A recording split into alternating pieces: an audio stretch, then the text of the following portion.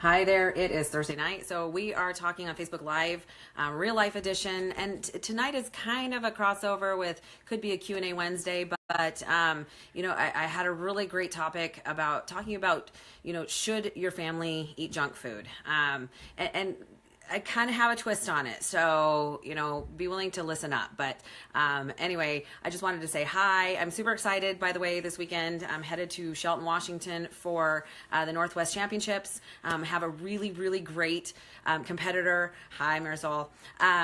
Really great competitor doing figure. She looks amazing. I'm super stoked. And it is the last show of the season, so pretty excited about that. We're already, believe it or not, prepping for spring shows. So if that's something that you're interested in, you probably should let me know pretty quick.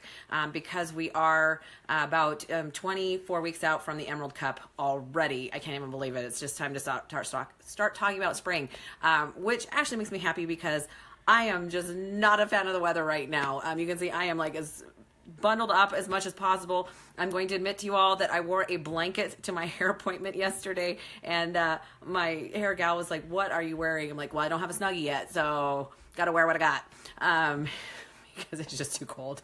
Anyhow, so back to the task at hand. So, we're talking a little bit about real life here because I want you to think about some things tonight. I've had a lot of clients that have really struggled with, they bring junk home for their family. Now, of course, I'm trying to teach how to live a lifestyle of eating a little bit healthier. And when you have junk food in the house, it can be a struggle, especially if it's something that you're interested in. I know Halloween just passed, and I don't know about you, but before I got back on the ball, I was kind of picking and choosing my little York peppermint patties and the Almond Joys out of the Halloween container, the pumpkin that we had on hand.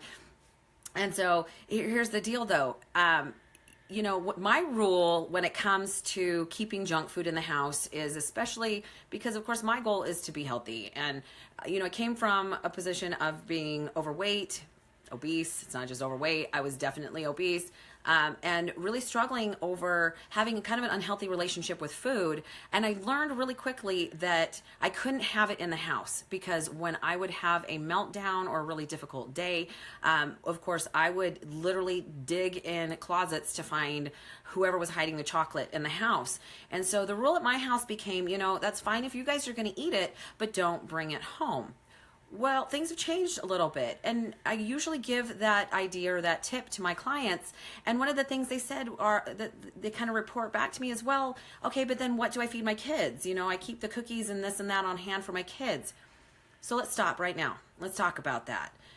If you're bringing home food, junk food for the kids, and let's just say in my family, I'm already aware that genetically I'm predisposed to have type 2 diabetes and heart disease.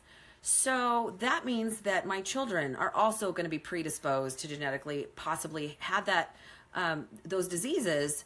Do I really want to teach them that it's okay to eat the way that I grew up eating, or that it's okay to have the junk food in the house so that they can regularly get into it and have that as a normal food? No, that is something that, of course, now that my kids are a little bit older, we're really working to break those habits of containing, you open the pantry door and there's Twinkies or there's cupcakes or there's cheese nips, I think are the big one my kids used to do a lot of, or like Cheetos. I learned growing up how to eat in a certain way because that's what my parents knew. I want to teach my children to eat in a way that is much healthier, much better, and that can help them to avoid those pitfalls of having issues with type 2 diabetes or heart disease or any number of issues that come with eating processed junk. So that's kind of the thought process that I'm trying to bring in tonight is, what we do in our lives as adults, to some degree we've learned through maybe our parents, our upbringing, maybe habits that we acquired, whether that was like through college or, from friends or work in our past. Sometimes, some of those unhealthy habits that we have stem from issues. Like I said, I have had an unhealthy relationship with food most of my adult life. I learned to eat when I'm stressed out or when I'm bored. And so at this point, I've learned how to deal with it in a completely different way. But it took me a long time. It took, I was a large woman until I was about 34, 35 years old. I became an athlete at 36. So you can see that I was affected by those habits and the things that I learned clear for quite a while. Those actually have had an effect on my children. They're better now. They've learned. They've watched me become a much healthier person. They've taken on a lot of those habits, and I'm clearly thrilled for that. But I watch a lot of families think, well, I'm trying to be healthy, but my kids don't need to. They don't need to worry about. Yeah, they do. What are you teaching them? Are you trying to give them the same unhealthy relationship with food that you have? It's really something to consider. It's something very important. And it could be, now I'm not against things like traditions. I love traditions. I love Thanksgiving with my family and making, some things like sweet potatoes and the stuffing and things like that. But we don't do that on a regular basis. For the majority of our weeks, we eat super, super clean at my house. We eat whole foods, we eat fruits and vegetables. We really try to avoid the processed food and the fast food. And if we do eat out, we make choices that are a little bit healthier, such as a sit-down restaurant where we can make some good choices like grilled chicken, things that of course are a little bit better options when we eat out at a sit-down style restaurant versus fast food. Hi, Angela, I haven't talked to you in a while.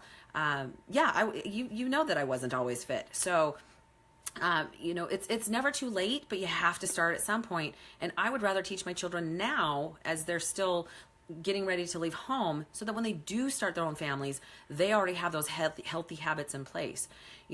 We all have some sort of values that we've learned throughout our lives that we've kind of that been brought forth depending on our experiences. But I think most of us, to some degree, want to be healthy, and we want a better life for our children and our family than we had.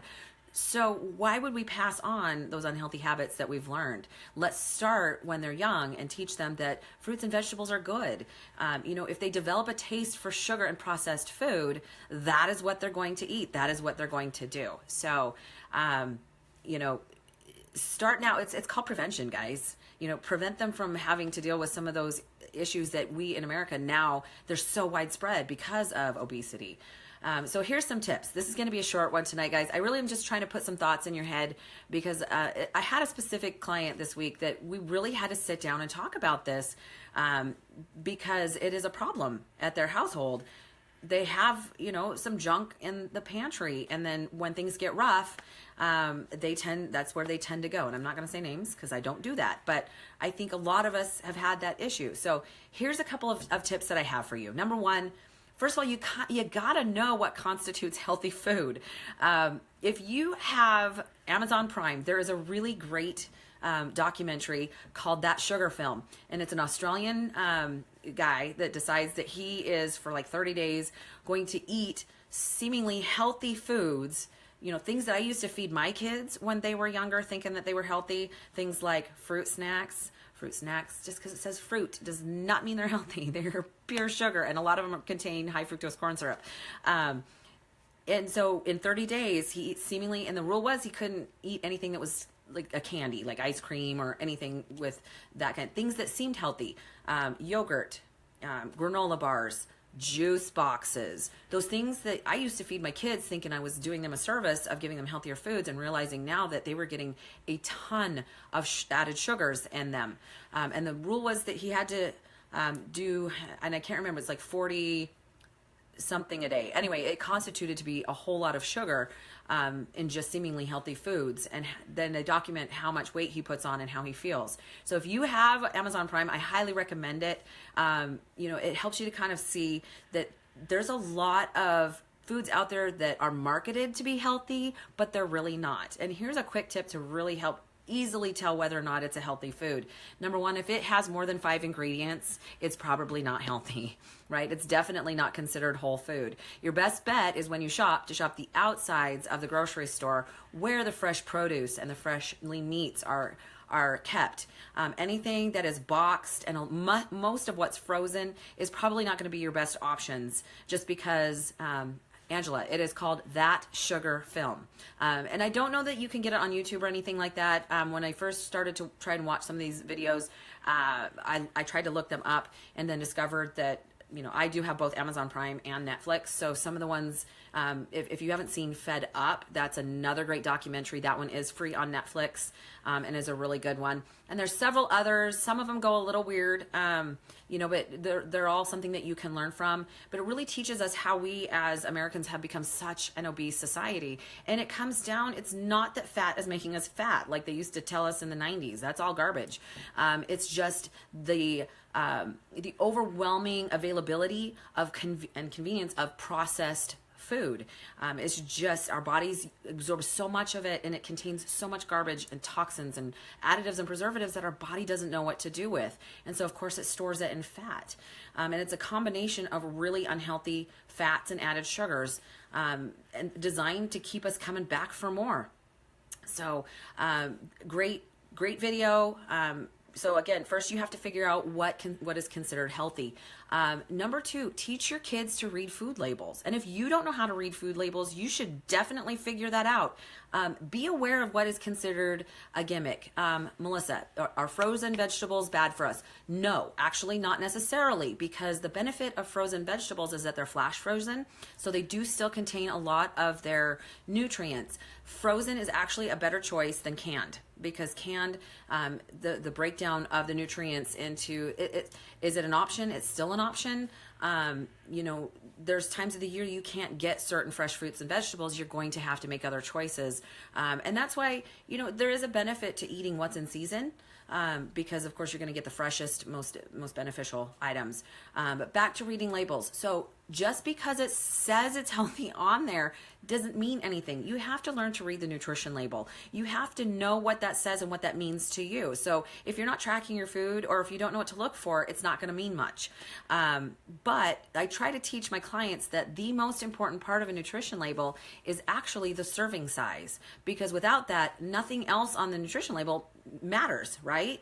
Especially if you look at, say, a can of soda that is like, I don't even know how big they come now, and you're like, great, it's 100 calories and 10 grams of sugar. That's not so bad, until you realize that puppy is 2.5 servings. So you're getting way more than you anticipate. You got to be aware of what's in there. Also be aware that there are some loopholes that companies can play with, and that you also need to read the ingredient list on there, as well as just how many grams of everything there is. Because if sugar comes in so many different forms, you're looking for some things. You can't just look for sugar. You have to look for all of the little ways that they label it differently so that they can list it on there. It's kind of it's a gimmick. It's a trick. Because of course, the more sugar you intake, the more likely you are to buy more because you like it. Sugar is an addicting substance. So teach your kids what to look for. My son may not care. He's 9, but he can tell you how many grams of protein that item has and whether or not that's enough for you. So again, my kids are very aware of that. And then my third tip is do your best to make healthy foods an easy option.